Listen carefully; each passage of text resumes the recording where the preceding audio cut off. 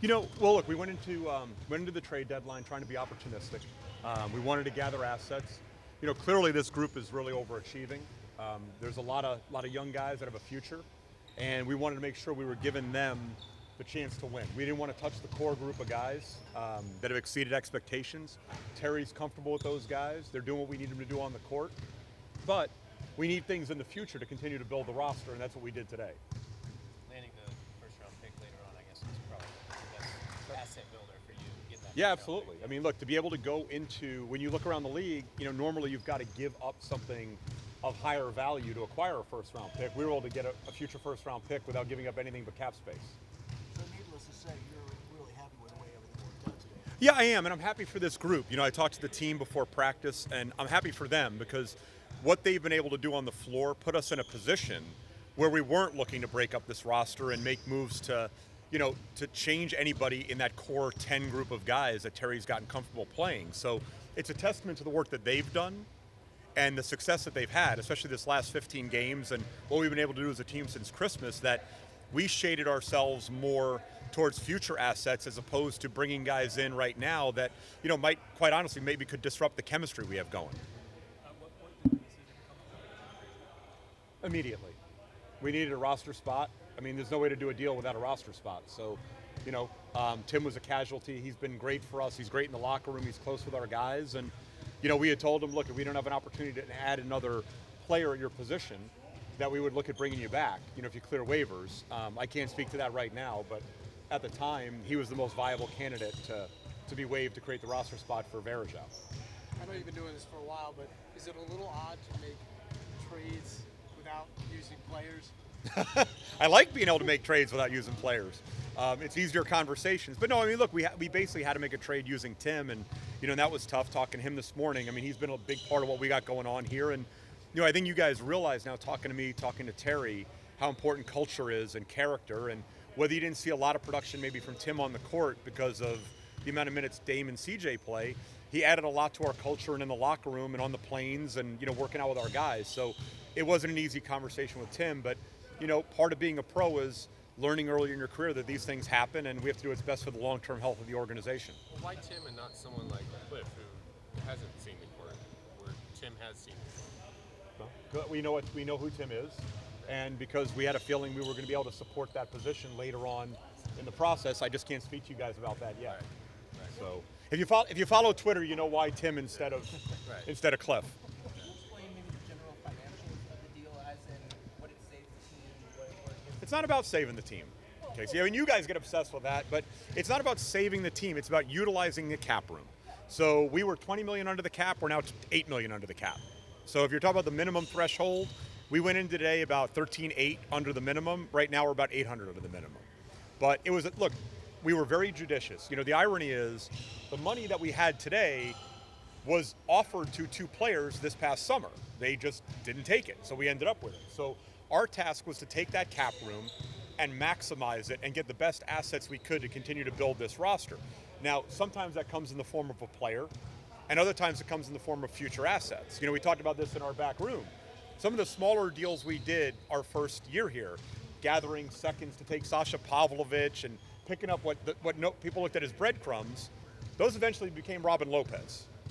So you've got to have assets in this league to make deals. And what we were able to accomplish today was utilizing the cap room to acquire assets. You talked about the breadcrumbs, and this deal, what you did today certainly isn't like sexy. Do you feel like you? Well, I think it is. You feel like you've Look mastered at what everybody else had to give up to get a first-round pick. Go back and look at the transaction record of other teams and look at what the level of player they had to give up to acquire a first-round pick was. We gave up cap room. So I think it's really sexy.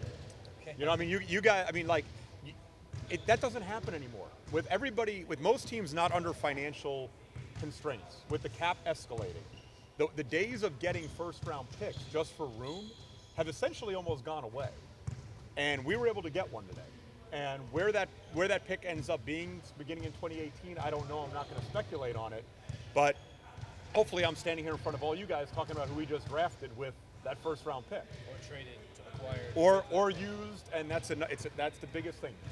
Did you have a lot of people calling you too about certain We players? we did, and I will tell you, and I talked to the team about this, that we had a lot of trade call. We had a lot of trade volume. I'm not going to go into the conjecture, but these guys have a lot of value, and it's not just who they are as individuals, but what they've been able to accomplish as a group.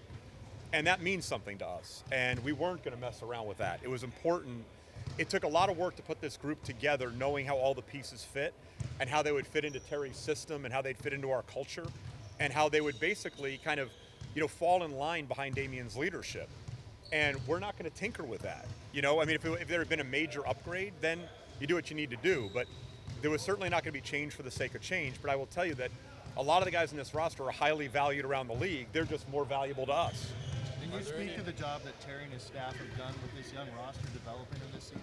Well, we're 27 and 27. We've exceeded everyone's expectations, and we're the 7th seed in the playoffs right now. So I think that's pretty self-explanatory. We also believe in the roster. These weren't guys we just signed because we had nothing to do in July.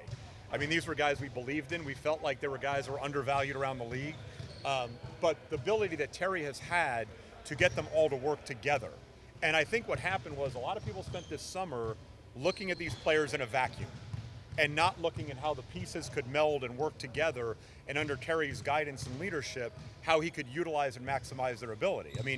This isn't the first time Terry and his staff have done this. Look at the players that have been here that maybe we chose not to re-sign or we moved in other deals. The success that they've gone on to is basically reflective of the job Terry and his staff have done in developing them to begin with. Are there any protections? Are there any protections attached to the? So that the Cleveland pick begins in 2018. It's top 10 protected. For 2 years. For 2 years, yeah. Speaking of Terry, we know he's in his last year of the contract. Where are you in the process of We're not in the process. Terry's coaching. I'm GMing. We're 27 and 27. We don't talk about contracts. You guys know that. I don't talk about contracts. I don't talk about potential trades. One big happy family. Okay, but I'm not going to get into contract conversations with you guys. This is about the trade deadline. That's what today's for. This isn't a media availability for you guys to get all the questions you're going to ask me that I won't ask because I don't do a lot of media availabilities. So let's talk about the trade deadline. Neil, are you surprised there weren't sort of bigger names moved across the league at all? No, I think this is everybody's homework assignment. Okay, so and then I want you to write them down, and then next year I want you to reread them before we go to the trade deadline. I want everybody to go and print out all the rumors and see just how many of the rumored deals got done. Because to my knowledge, 99% of the deals that got done were never rumored. Matter of fact, we were all caught off guard. The first 2 big deals that were done by Detroit and Orlando were deals that were nowhere in the media. Nobody was talking about them. Nobody was even kibitzing about them around the league between other GMs. So I guarantee the ratio of deals that got done that were never discussed versus deals that didn't get done that were discussed, but it gives people things to read about and write about. And I think as one writer wrote, everybody's under the obligation to put out content regarding the rumor mill. So as you notice, we weren't rumored to do any of the things we ended up doing. So, am I surprised? I'm not, Mike. I think we talked about this last summer.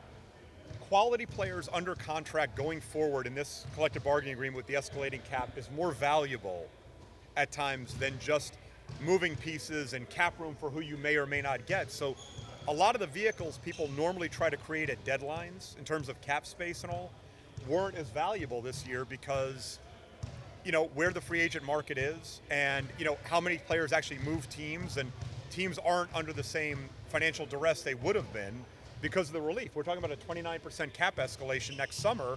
That's a max contract. So you're not under the same restrictions you would normally be under.